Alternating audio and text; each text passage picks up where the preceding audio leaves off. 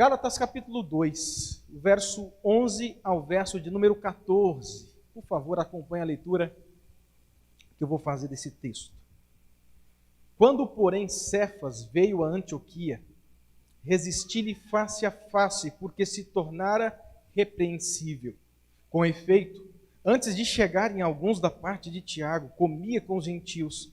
Quando, porém, chegaram, afastou-se e, por fim, veio a apartar-se, temendo os da circuncisão. E também os demais judeus dissimularam com ele, a ponto de o próprio Barnabé ter se deixado levar pela dissimulação deles. Verso 14.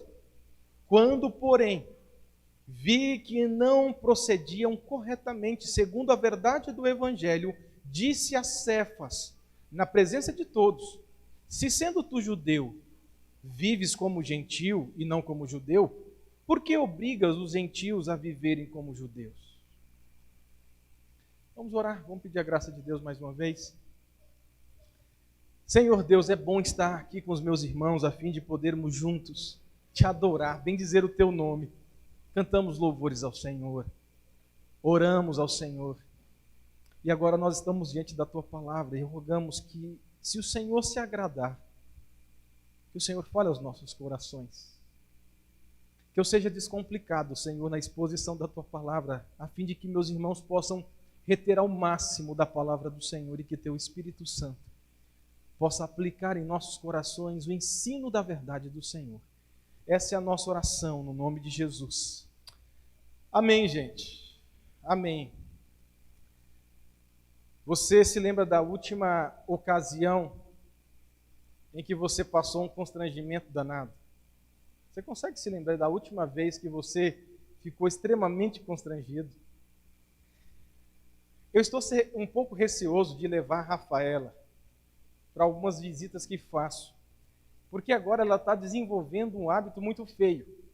Quando ela chega para alguma visita que eu a levo comigo, ela já disse assim: papai, vai ter lanche. E nas últimas 2 visitas, eu estava na hora de conversar com as pessoas e ela puxa minha calça e diz assim: papai, que hora que vai ser o lanche? Rafaela, essa passagem vai falar para nós de um dos momentos mais constrangedores relatados em toda a revelação bíblica. E talvez a passagem mais polêmica da carta de Paulo aos Gálatas. Porque nós vemos aqui Pedro e Paulo, um dos maiores líderes do Antigo Testamento e da igreja cristã, passando por um constrangimento terrível, vivendo um conflito sem igual. Mas para a gente entender um pouco o constrangimento que está sendo desenvolvido nesse texto, nós precisamos entender um pouco mais o pano de fundo aqui. E se você já está acompanhando a exposição ao livro de Gálatas, certamente você terá um pouco mais de facilidade de se lembrar o que está acontecendo aqui. Na última vez, no capítulo 2, do verso 1 ao verso do número 10, você há de se lembrar que Paulo, ele desloca da onde ele está e vai até Jerusalém a fim de encontrar quem? Pedro, Tiago e João, líderes da igreja de Jerusalém. E a finalidade dessa visita foi Paulo querer mostrar para os líderes de Jerusalém que o evangelho que ele pregava era um evangelho real e que ele não era um falso apóstolo, pelo contrário, ele era um apóstolo de Jesus Cristo. Essa foi a finalidade daquela visita. Mas o tempo passa. O tempo fez com que Paulo saísse de Jerusalém e voltasse para Antioquia. Agora o que acontece? O cenário aqui é outro. A cena move-se de Jerusalém para Antioquia. Certamente Pedro, muito agradecido pela visita do apóstolo Paulo, quer retribuir agora a visita de Paulo. E agora é a hora então de Pedro sair de Jerusalém e ir até onde Paulo estava, em Antioquia. Então, ele desloca até Antioquia a fim de conversar com Paulo, aliás, a fim de ver como é que estava o trabalho de Paulo dentro do cenário gentil, dentro da igreja gentílica, que ficava situado mais precisamente na cidade, então, de Antioquia. Então, é nessa chegada de Pedro para visitar Paulo que ocorre todo esse embaraço. É quando Pedro se desloca a Antioquia e vai ter com Paulo que nós presenciamos uma das narrativas mais constrangedoras da Bíblia. Que relato é esse? O constrangimento de Paulo ter que repreender Pedro publicamente. Quando lemos assim, talvez de forma muito ligeira, nós não conseguimos captar a razão, o porquê que Paulo chama a atenção de Pedro de forma pública. O que deu na cabeça de Paulo de passar por aquele constrangimento? O fato é muito simples. O fato que a origem desse conflito se deu por falha de Pedro. O problema não estava em Paulo, o problema estava em Pedro. Porque o Pedro, um judeu, aliás, um bom judeu, ele sabia, ele chegou a Antioquia num dado momento de confraternização do povo gentil. Lembra? Povo gentil que não fazia parte da nação judaica, mas também era um povo que foi alcançado por Deus. E ele chega em Antioquia, sede do povo gentil. Ele, sendo judeu, se senta à mesa com o gentil. Por quê? Porque naquele momento a igreja gentílica estava passando por um momento de confraternização. Até aí tudo bem. Pedro chega, um gentil, eu vou sentar com vocês à mesa. Ótimo, que bom, Pedro, seja bem-vindo na nossa igreja. Aliás, hoje nós fazemos aqui o Ajunta Tudo, nosso churrasco comunitário. Por favor, sente-se conosco e vamos trocar boas palavras e vamos comer um bom churrasco. Pedro se senta à mesa. Ok. Mas Pedro não sabia que de forma inesperada chegaria uma comitiva de Jerusalém. Chegaria outros judeus bem na hora que Pedro estava à mesa com os gentios. Mas isso acontece, o texto fala que uma comitiva vindo de Tiago, onde é que Tiago residia? Jerusalém. Uma comitiva de judeus chega bem na hora que Pedro, judeu, está sentado à mesa com os gentios. E o que o Pedro faz? O Pedro se levanta da mesa. E o Pedro, diz o texto, ao perceber a chegada dos gentios, ele levanta da mesa, ele sai da mesa. E aquele ato de Pedro foi então a causa da repreensão do apóstolo Paulo. Quando Paulo percebe a motivação de Pedro ao fazer aquilo, Paulo não perde a oportunidade. E Paulo então vai repreender Pedro publicamente por aquilo que ele acabara de fazer. Esse é o cenário central ou cenário geral dessa narrativa. Vamos aprender algumas verdades desse texto? Pensando em estrutura, esse texto nos divide em 3. A primeira parte desse texto fala do pecado de Pedro. O verso de número 11 e 12, mais precisamente, vai se deter ao pecado, o tipo de pecado de Pedro. O verso seguinte, o verso 13, vai falar os efeitos do pecado de Pedro. O que esse pecado cometido por Pedro fez na vida da igreja. E por fim, no último momento, nós vamos ver aqui a reação de Paulo, de forma mais detalhada, a reação que Pedro fez, ou teve. Vamos lá? Vamos entrar ao texto agora, uma vez que nós já sabemos o pano de fundo. Esse texto, gente, nos ensina 3 verdades importantes. E eu espero que essas verdades contribuam para o seu crescimento espiritual.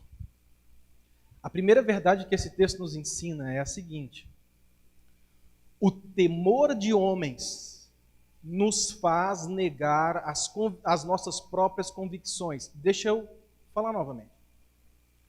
O temor de homens nos faz negar as nossas próprias convicções. Pastor, o que você está querendo dizer por temor de homens? Temor de homens é basicamente, gente, um profundo medo de desagradar as pessoas mais do que desagradar a Deus. Basicamente, isso é temor de homens. É quando eu sou tomado por uma preocupação excessiva em desagradar uma pessoa, mas eu não estou nem um pouco aí se eu vou desagradar a Deus. Temor de homens é isso. E esse termo aí, aliás, muitos têm usado esse termo de forma eufêmica para expressar a mesma ideia. Por exemplo, você já ouviu falar da expressão pressão do grupo? Eu fiz isso porque eu fiz determinado comportamento por pressão do grupo. Ou você já ouviu falar de um termo muito usado dentro da psicologia moderna, a codependência. Fulano de tal tem uma codependência. No entanto, quando nós olhamos para a palavra de Deus, a palavra de Deus fala de tudo que tem sido falado em nossos dias, mas utilizando outros termos. Não é codependência, não é pressão do meio, não é pressão do grupo, mas a Bíblia fala de temor de homens. Pastor, como eu posso saber se eu estou infectado por esse vírus? Não corona, mas o temor de homens. Existem algumas perguntas que são raio-x.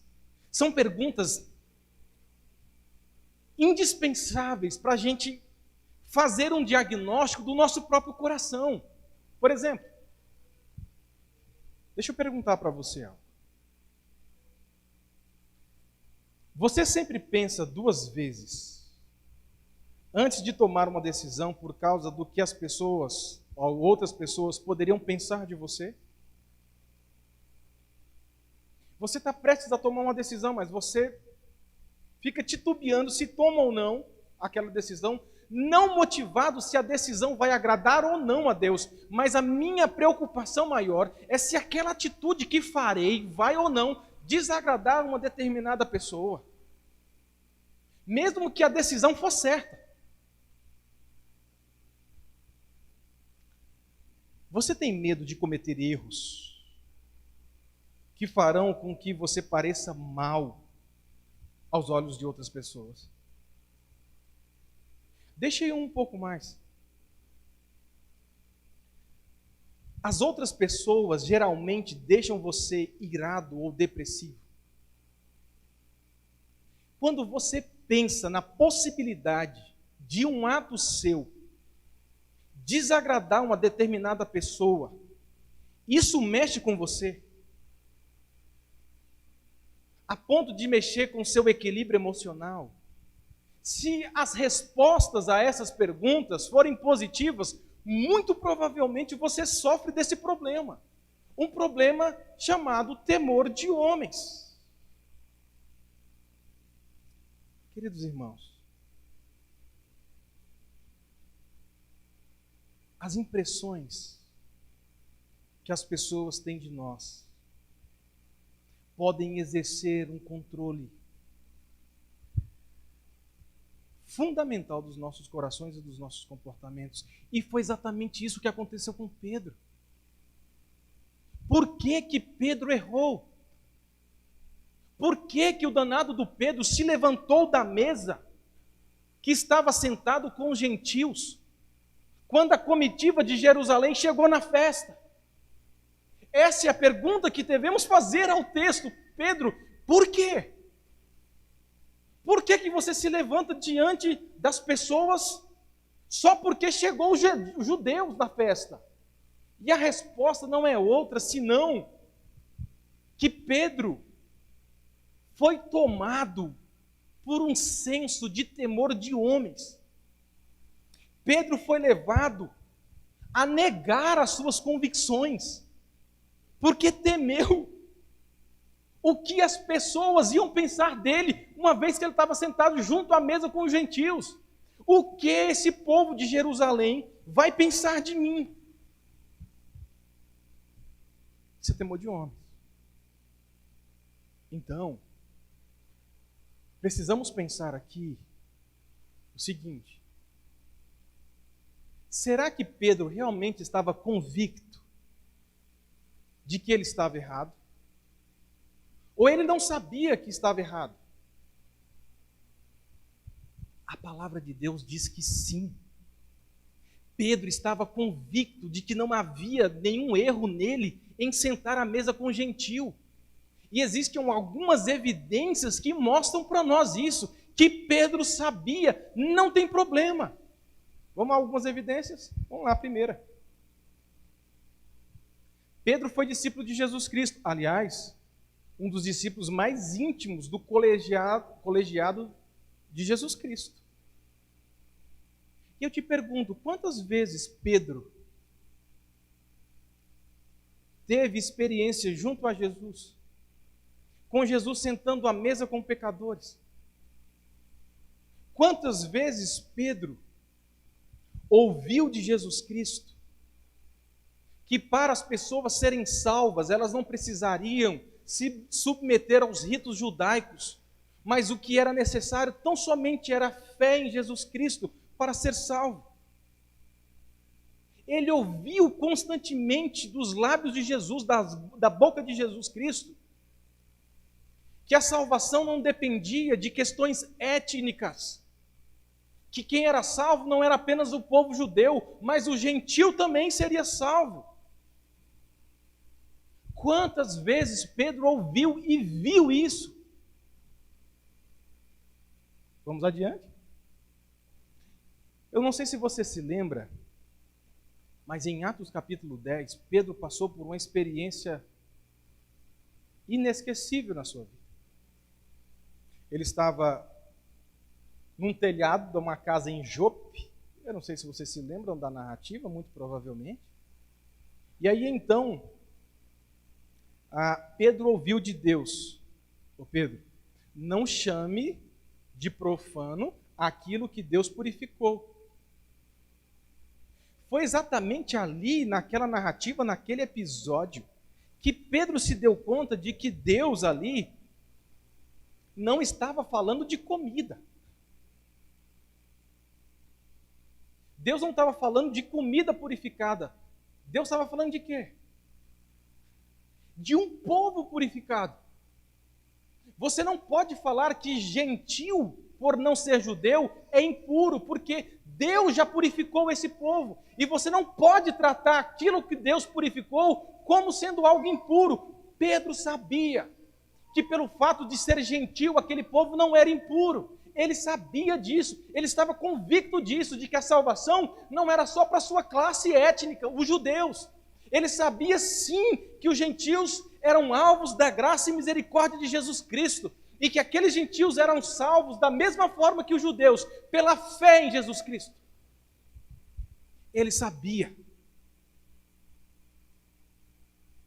Mas por que ele nega as suas convicções? Por uma única razão: temor de homens.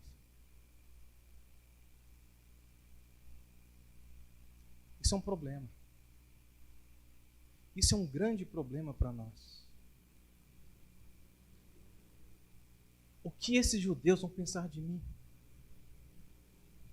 Você já imaginou se um dessa comitiva de judeus chegasse aqui e tirasse uma foto minha na mesa dos gentios e mandasse essa foto aqui no WhatsApp de Tiago, lá em Jerusalém? Eu estou morto. Como é que o povo de Jerusalém, a igreja de Jerusalém, somente judeusão, judeu de judeu, como que esse povo vai interpretar a minha foto à mesa de gentios?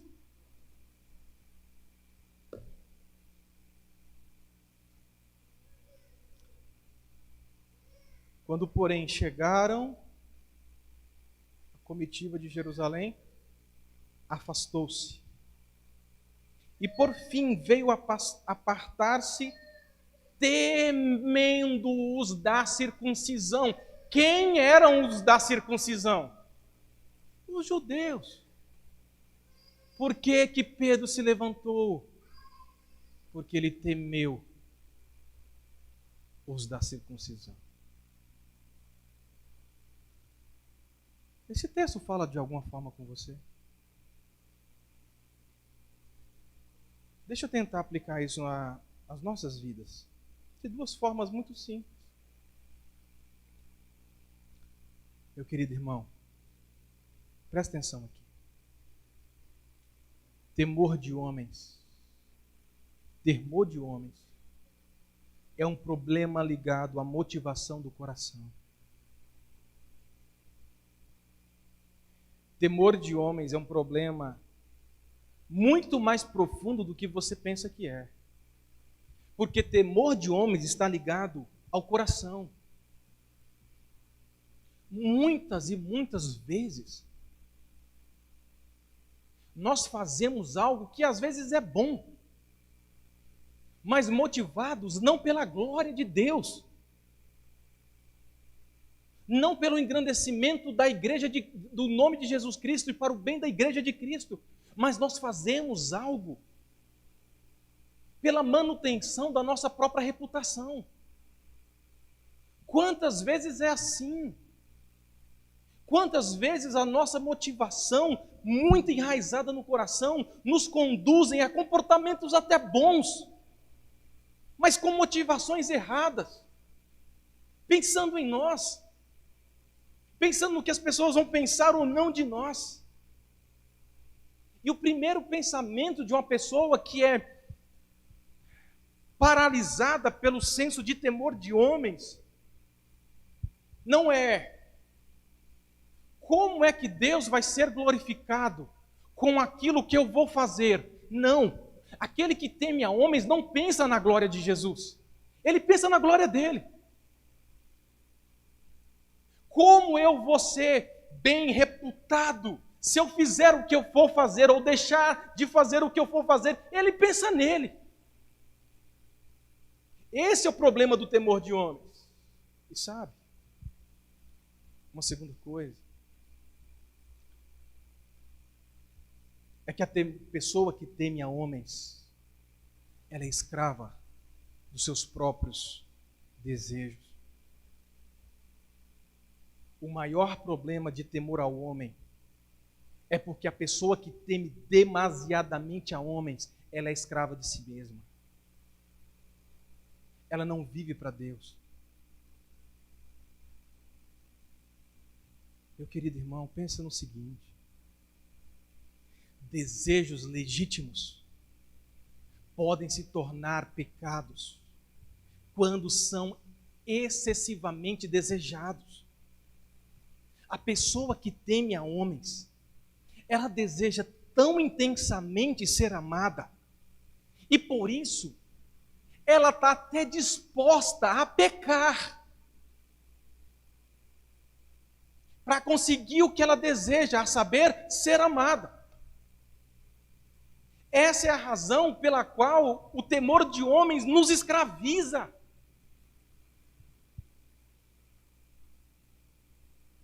Chegamos até mesmo a pecar para conseguir o amor de outro.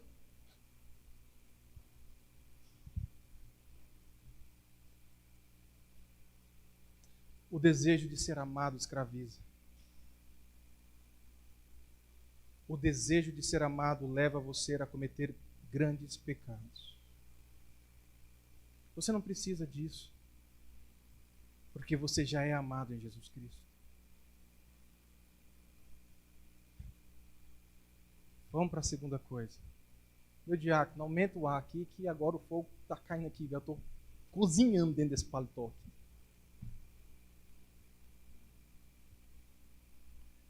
É fogo, irmão. Isso é um glória, devagarzinho ali que quase não sai. Quando Toledo arruma o ar-condicionado, nós vamos para a segunda coisa que esse texto nos ensina. Eu falei aumentar, mas é para aumentar o frio, diminuir o... Obrigado, Toledo. Segunda coisa que esse texto nos ensina. Os nossos pecados podem estimular outros a pecarem. Pegou? Nossos pecados podem estimular outros a pecarem. Se não, perceba comigo o que aconteceu já na sequência do texto, verso de número 13. O que acontece quando Pedro cometeu aquela falta pública, aquele erro público? O erro se restringiu apenas a ele? Não. Se não, por favor, o verso 13. E também os demais judeus se fizeram hipócritas juntamente com ele. Ele quem? Pedro. A ponto de o próprio Barnabé fazer o quê? Deixar-se levado pela dissimulação. Gente, vocês estão entendendo a gravidade do negócio? Os seus erros não diz respeito apenas a você, mas os seus erros pode estimular outros a pecarem da mesma forma que você pecou. É isso que esse texto está mostrando para nós. Porque o Pedro, convicto de que não tinha nada a sentar junto com gentios, porque gentil e judeu era a mesma pessoa diante de Deus. Deus não enxergava pelas questões étnicas, mas Deus enxergava e enxerga todos por aquilo que Jesus fez. Não há distinção. Pedro está convicto disso, mas por medo de pessoas, ele faz o que fez. E quando ele faz o que fez, levantar da mesa e negar a sua comunhão com os gentios, outras pessoas fizeram o mesmo. E eu fico aqui observando a escrita de Paulo, porque Paulo é muito preciso. E Paulo demonstra, deixa subentendido nas entrelinhas desse texto, que aquilo muito chamou a sua atenção, a ponto de o próprio Barnabé ter se seduzido pelo erro de Pedro. A quem foi Barnabé? Paulo enche a boca para falar de Barnabé no capítulo 2, verso 1, dizendo: quando eu fui a Jerusalém a primeira vez encontrar com Pedro, Tiago e João, quem fora comigo? Um deles, o Barnabé.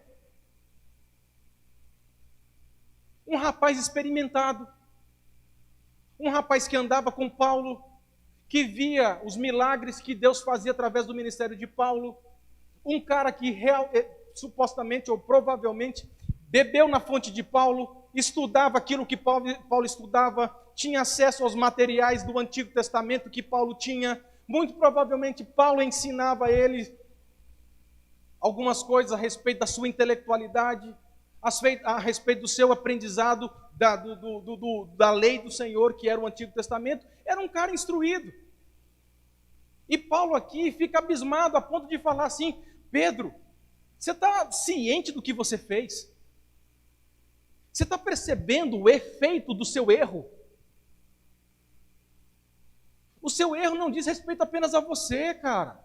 O seu erro diz respeito ao que você está fazendo com as pessoas que estão vendo você errar. O seu erro foi tão grave a ponto de Barnabé, um cara instruído, seguir a você. Você não apenas negou as suas convicções, mas você fez com que Barnabé também negasse as dele.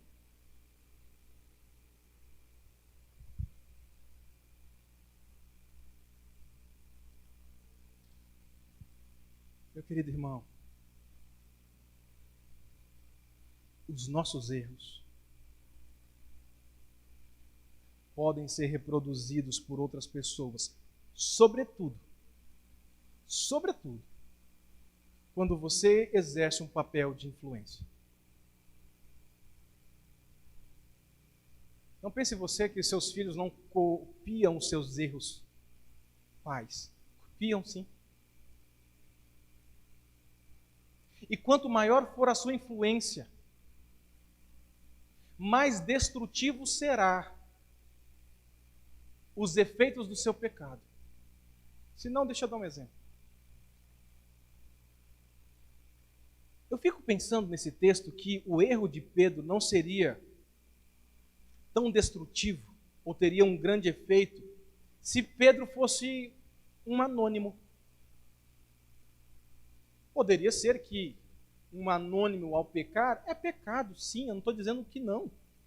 Mas eu estou falando do efeito do pecado. Mas pelo fato de Pedro ser Pedro, uma das colunas da igreja de Jerusalém, junto com João e Tiago, o erro de Pedro ele é muito mais visível do que o erro de uma outra pessoa. Então,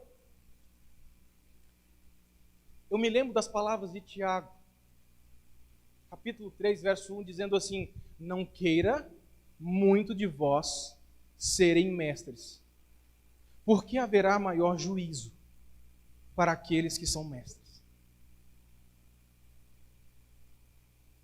Você sabe o que eu estou dizendo?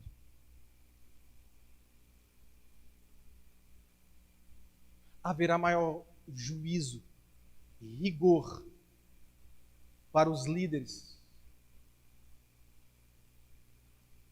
porque a responsabilidade deles é maior.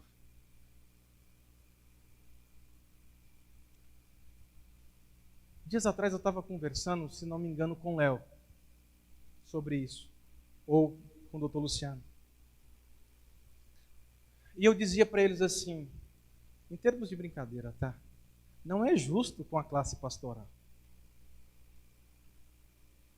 Porque se um médico, um advogado, um professor, ou trabalhador normal, digamos que esse comete um adultério, mas aí ele é restaurado, volta com a sua família, com a sua esposa, ele pode continuar exercendo o seu ofício, não pode? Ele continua sendo médico, ele continua sendo professor, advogado, mas com o pastor não é assim. Ele pode restaurar a sua família, o seu casamento, mas haverá uma mancha para sempre no seu ministério.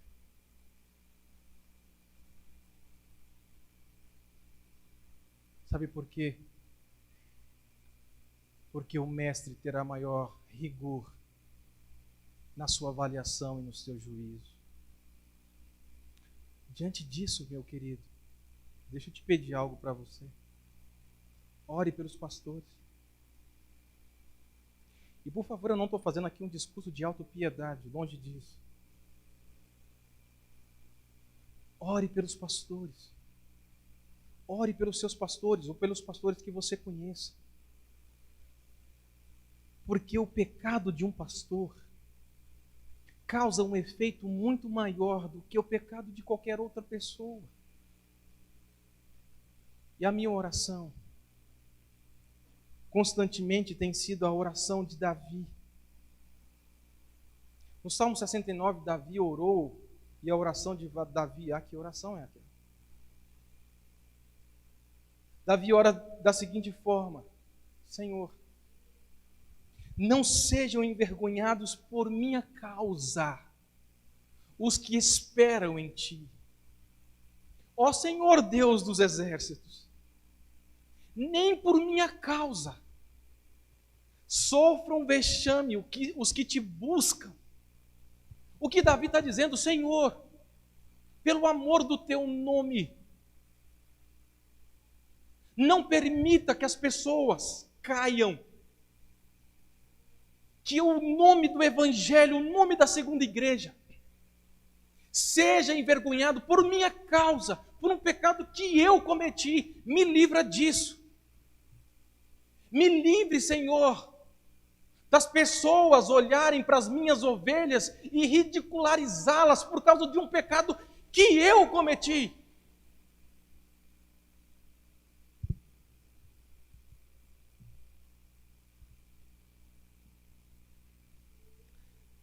Gente, os nossos pecados não dizem respeito apenas a nós. Os nossos pecados podem estimular outros a fazer a mesma coisa. Cuidado. Cuidado. Cuidado você que vai na sua rede social. Gente, cuidado com a utilização da rede social. Sextou. O cara me coloca lá, velho. Cara, se você quer sextar, secundar, sabadar, domingar, o problema é seu. Mas ao sextar, lembre-se de que você carrega um nome. Um nome cristão. Mas, por ser cristão, você está ligado efetivamente a uma membresia de igreja. Logo, você carrega o nome de uma igreja com você. E toda vez que você vai para a sua rede social, sextou, cervejado em cima da mesa, enchendo o caneco, música de sertanejo universitário falando de traição e de adultério.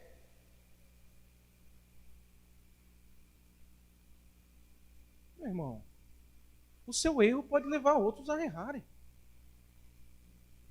Vamos para frente. Terceira e última coisa que esse texto nos ensina.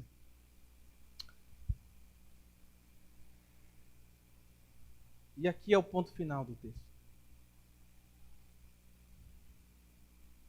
Gente, é tão bom, a palavra de Deus é tão clara, né? A gente não precisa de tanta... não sei por que isso mexe comigo. Quando eu abro a Bíblia e eu leio, eu entendo aquele negócio, assim, eu fico tão encantado. Eu não sei se você tem o mesmo sentimento que eu. Está tudo aqui. Está tudo aqui. A gente não precisa ficar correndo atrás de outras coisas. Está tudo aqui. Para de querer inventar moda. Isso aqui é suficiente. Isso aqui é suficiente para alimentar a sua vida, para deixar você fastiado de tanto que você vai ficar cheio. Isso aqui é suficiente para conduzir o pecador a Jesus Cristo. Para de inventar moda.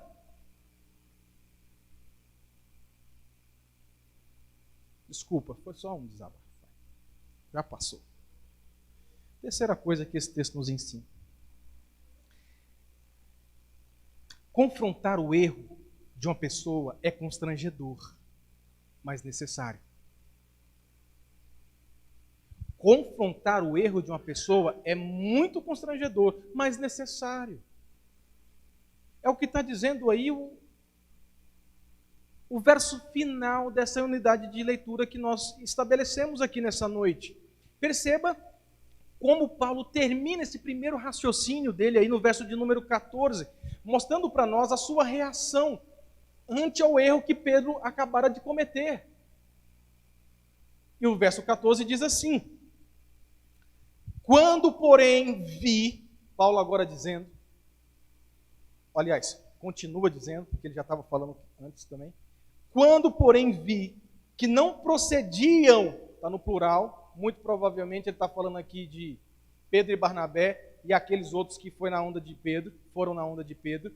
Quando, porém, vi que não procediam corretamente segundo a verdade do Evangelho, disse a Cefas, Pedro, a mesma coisa, na presença de todos: se sendo tu judeu, vives como gentil e não como judeu, por que obriga os gentios a viverem como judeus? Olha o constrangimento aqui. E Paulo é peitudo. Paulo não manda recado para Pedro. Paulo fala face a face. O que mais me encanta em Paulo, gente, principalmente eu estou encantado com a carta aos Gálatas, porque eu não tinha ainda cavado ela como estou fazendo. Porque Paulo se revela aqui de uma outra forma, como ele se revela em outras cartas. Leia Filipenses e você vai ver um Paulo amoroso, um Paulo pastorzão, aqui também, mas Paulo aqui vai ser duro em Gálatas. Em alguns momentos ele vai chamar os Gálatas, as suas ovelhas, de insensatos. Vocês são insensatos. O que me chama a atenção e que me brilha os olhos quando leio Paulo em Gálatas é que em nenhum momento Paulo se esquiva das suas responsabilidades, em nenhum momento. Ele é um pastor que sabe do seu ofício. Ele sabe que ele, em vários momentos da sua vida e ministério, não será amado por todos. Mas Paulo não faz como Pedro.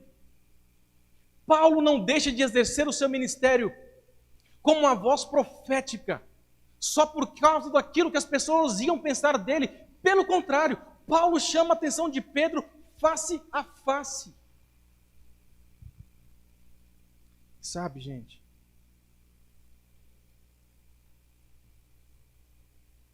esse episódio em Antioquia nos ensina que em muitos momentos nós vamos precisar assumir as nossas responsabilidades.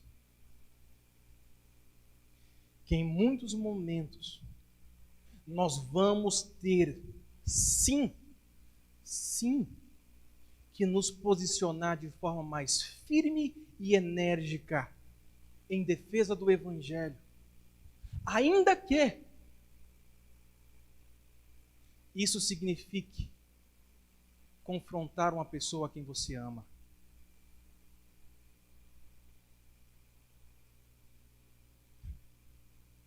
Confrontar uma pessoa que você ama. Tão logo percebeu que o Evangelho estava em jogo, Paulo não hesitou. Ele confrontou Pedro. Que momento difícil para Paulo, não? Talvez se Paulo fosse um brasileiro que dá um jeitinho em tudo. Eu fico imaginando um de nós no lugar de Paulo.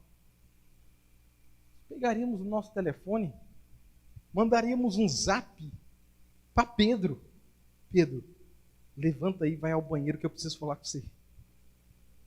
Dá um jeito, sai daí. O Pedro pegava. Paulo está me chamando lá. Tá, deve ter acontecido alguma coisa. Pedro vai ao banheiro e lá está Pedro. Pedro, eu sei que é difícil para você. Eu te entendo. Quando o cara começa a falar assim, eu te entendo. Eu te entendo, porque você é um judeu, tal. Mas, cara, dá um disfarça. Como é que você levanta assim? Na hora que os caras chegam, você levanta e deixa os caras no vácuo.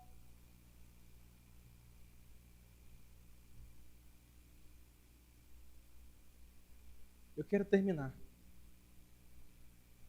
com duas coisas. Por que Paulo confronta Pedro? Qual a razão? Verso 14. Quando, porém, vi, o que ele viu?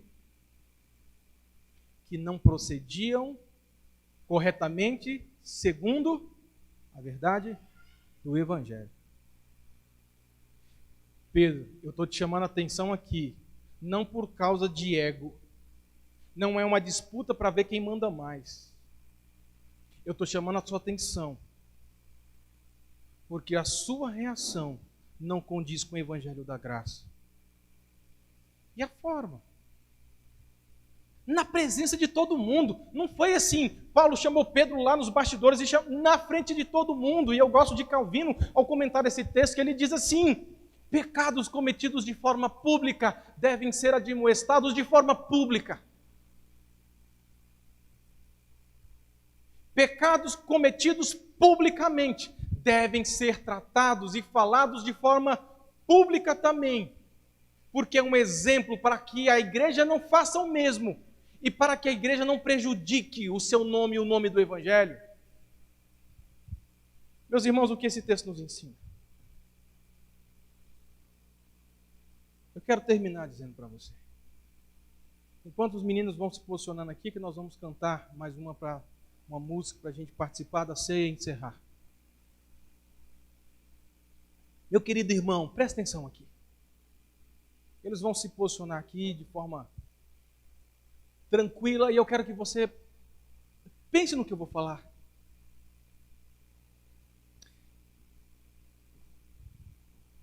O nosso principal problema, gente, olha aqui, o nosso principal problema não é o nosso comportamento em si. O nosso principal problema é o que motiva o nosso comportamento. E me encanta a percepção pastoral de Paulo. Ele enxerga o problema por trás do comportamento de Pedro. Paulo sabe que o comportamento de Pedro é apenas uma evidência de que algo maior estava acontecendo dentro do coração daquele apóstolo judeu. Todo comportamento tem a sua motivação, a sua raiz. O problema de Pedro era muito mais profundo que apenas deixar de jantar com o gentio. O problema de Pedro estava no coração, porque ele temia homens mais do que temia Deus. Portanto, os nossos problemas não são de comportamento. O nosso problema é de coração. É aquilo que motiva eu fazer o que eu faço. E a pergunta essencial é: por que você faz o que você faz? Por que você tem o comportamento que você tem? E a resposta é só uma: os desejos incontroláveis do meu coração determinam o meu tipo de comportamento. Eu me comporto assim porque eu sou dominado por desejos do coração. E os desejos que dominam o meu coração faz com que eu tenha esse tipo de comportamento.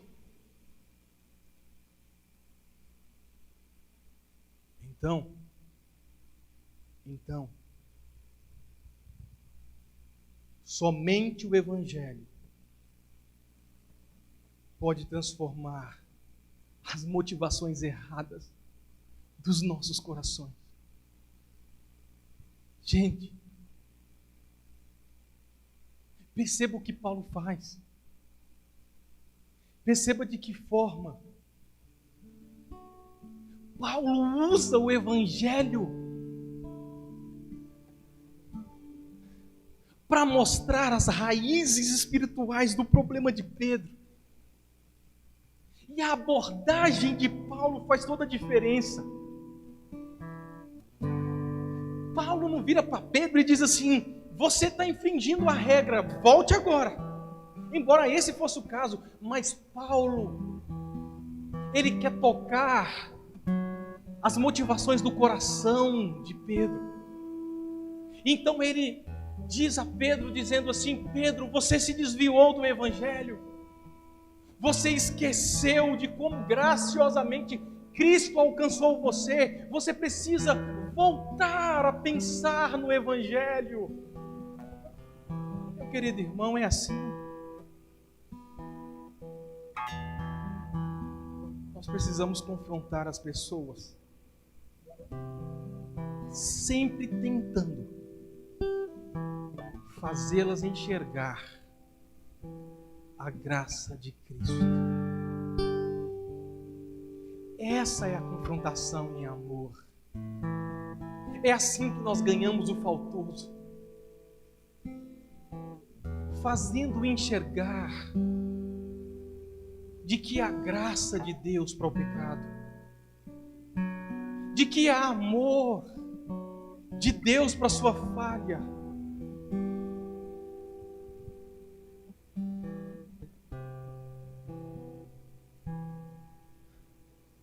Quando nós permeamos a nossa confrontação com graça,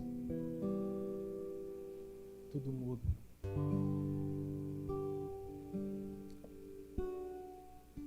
E com aquela confrontação, Paulo estava lembrando Pedro de uma única coisa: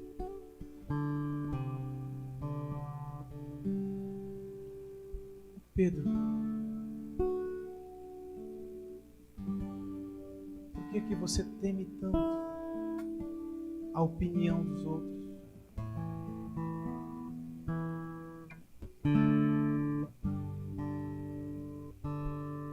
Você acha que o seu comportamento pode te justificar diante das pessoas? Esqueça. Você já foi justificado pelo sangue de Cristo. E, portanto, amado por Deus.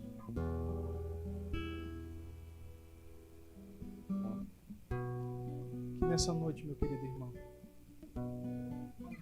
o temor que você tenha, ou o possível temor de homens que você tenha, possa ser neutralizado pela convicção de que você não precisa ser amado para se sentir pessoa. Você já foi amado por Cristo.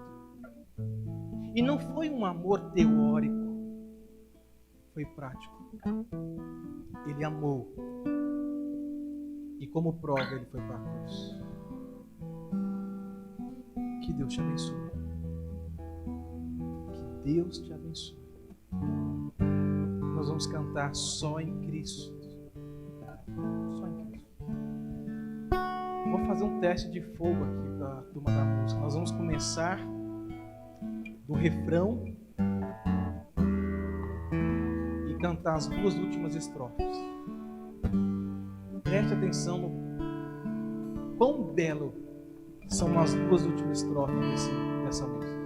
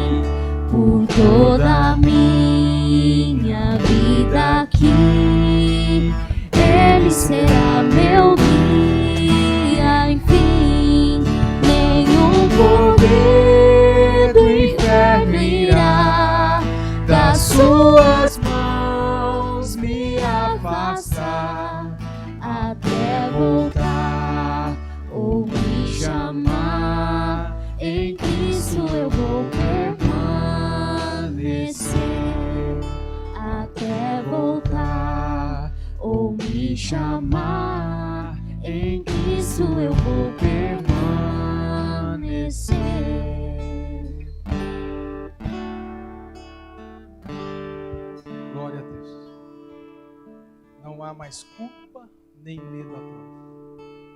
Não há mais. Cristo venceu para nós na cruz. Por favor, meus presbíteros escalados para essa noite, só lembrando que nós dividimos, por favor, podem vir. Nós dividimos o nosso conselho em dois, pela manhã e pela noite, a fim de que possamos participar da ceia do Senhor. Você pode se sentar enquanto eles forem chegando até você. Você se levante para que eles possam servir vocês.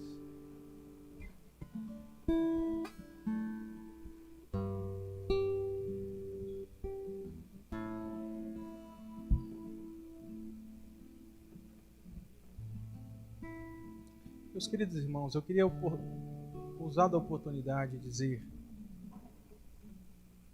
que a ceia do Senhor Jesus é um momento glorioso da igreja, do ajuntamento da igreja.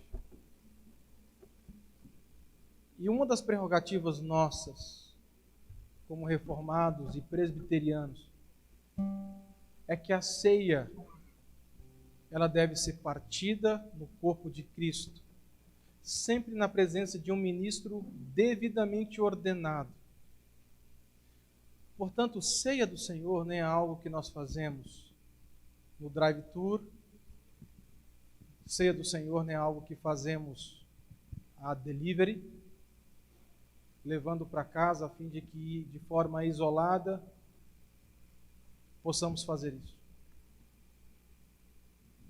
A ceia do Senhor foi temas de calorosos debates ao longo da história da igreja.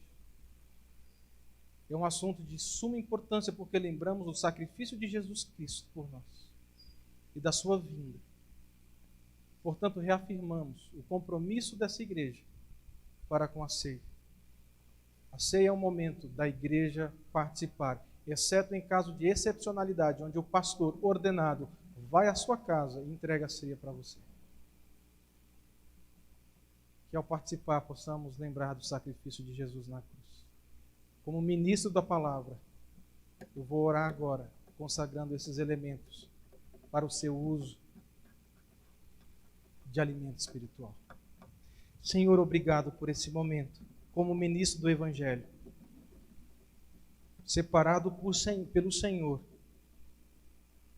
tendo o reconhecimento da igreja, dos presbíteros, e a imposição do presbitério sobre mim. Eu consagro esses elementos, a fim de que eles possam ser usados para o fim espiritual. É bem certo que continua sendo suco de uva e pão, mas cremos que ao participar desses elementos, o Senhor alimenta a nossa fé, porque lembramos daquilo que Jesus Cristo fez e fará no seu retorno, a fim de nos buscar. E na eternidade não precisaremos fazer isso, porque estaremos diante do Senhor para todo sempre. Aquilo que era uma lembrança não será precisamente mais necessário, porque já estaremos diante do Senhor e ceiaremos diante do Senhor para todo sempre. Que o Senhor nos abençoe e que nós possamos participar com gratidão no nosso coração, em Cristo. Amém. Assim que os presbíteros chegarem, por favor, você pode participar. Segure seus elementos a fim de que participemos todos juntos.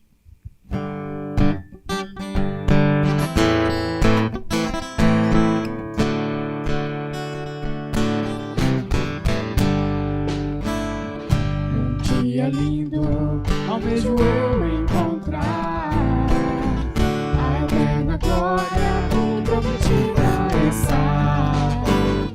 Gozo e alegria posso então eu sentir, pois Jesus Cristo já está por vir. Jesus virá, outra vez aqui Jesus virá. Jesus virá mais uma vez aqui, e todos juntos em um só louvor, cantemos todos, Ele é o nosso Senhor. Ele veio ao mundo para ser parte da paz. Ele foi tentado e não pecou jamais. A sua vida foi exemplo de amor, por isso eu canto, Ele é o nosso Senhor. Jesus virá, outra vez aqui Jesus virá. Jesus virá mais uma vez aqui, e todos juntos em um só louvor, cantemos todos, Ele é o nosso Senhor. Jesus virá, outra vez aqui Jesus virá. Jesus virá mais uma vez aqui, e todos juntos em um só louvor, cantemos todos, Ele é o nosso Senhor.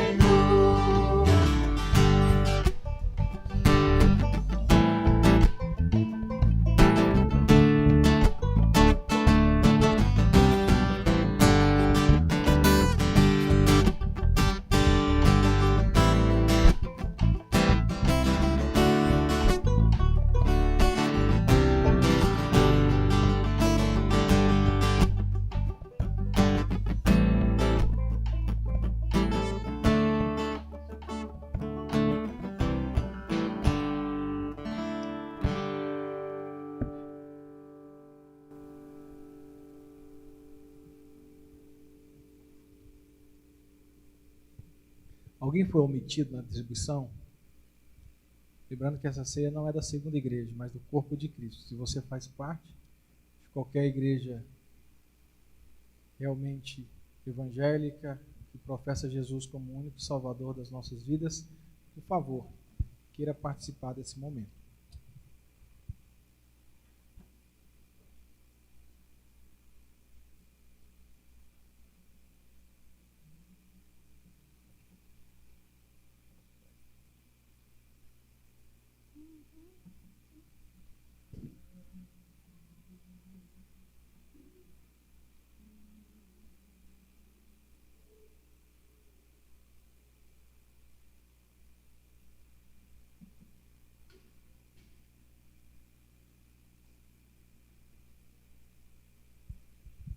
Participemos todos.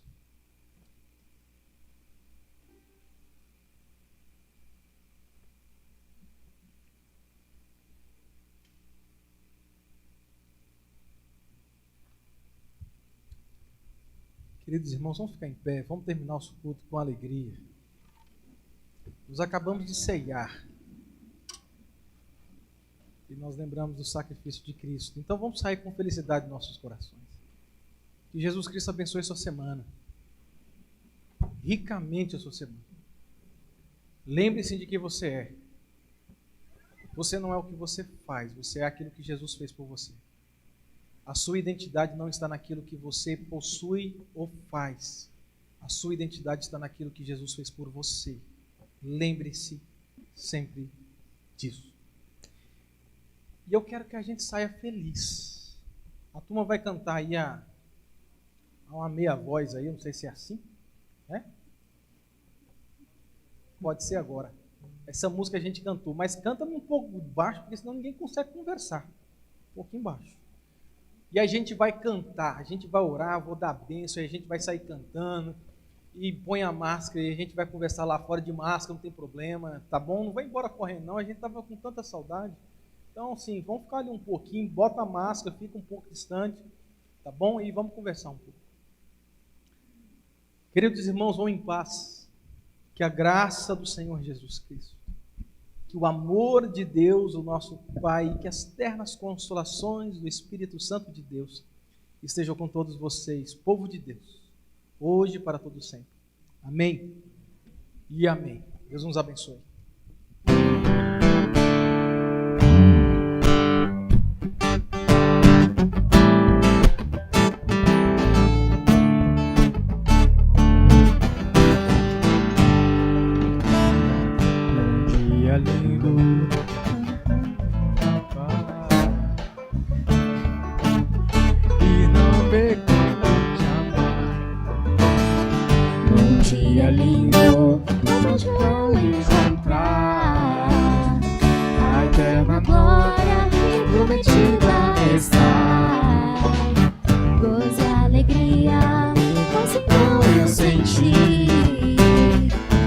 Jesus Cristo já está por vir. Jesus virá. Outra vez aqui Jesus virá. Jesus virá.